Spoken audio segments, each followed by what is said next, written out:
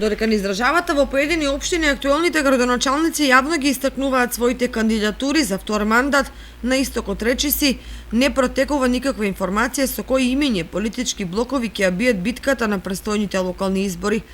Тоа што е едноставно во општините Куманово, Автокоманда, Карпош, Битола, Струга во овој дел на државата се крие, како да се очекува кој знае каква сензација или изненадување за гласачите. Актуелниот градоначалник на Кочање Никол Чилиев вели дека тој самиот сигурно нема да се кандидира, што би требало да значи дека чека да го кандидираат од партискиот врв.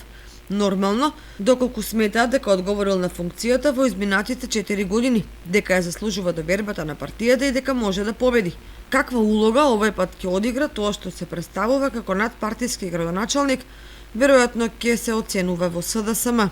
Повеќе медиуми деновиве пренесуваат дека многу актуелни градоначалници ќе бараат нов мандат. Порталот МКД пренесува дека во СДСМ велеле оти ниеден од градоначалниците не кажал дека не сака повеќе да биде на таа функција.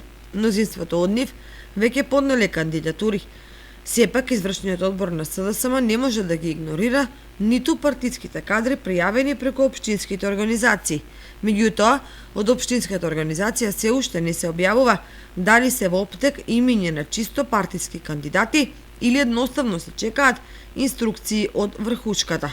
Веројатно од тие причини првите имиња ќе бидат објавени на 13 јули од прилика за 20 општини и останатите кон крајот на август. Слична е ситуацијата и кај ВМРО ДПМНЕ, иако малку појасна, со оглед на издвоените фаворити кои се вртат околу имињата на Љупчо Папазов, Иван Иванов и Миле Левков. Иако и тука се можни изненадувања во последен момент, бидејќи партијата се уште ја бара добитната комбинација.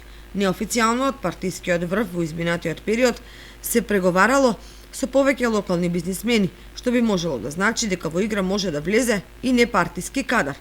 Тоа што ги држи во неизвестност двете големи партии, но и граѓаните, секако е како ќе одиграат малите партии, како Левица и Интегра ДУИ, дали некоја од нив ќе влезе со кандидат за градоначалник или само со листи за советници, или едноставно ќе се приклонат кон некој поголем политички блок.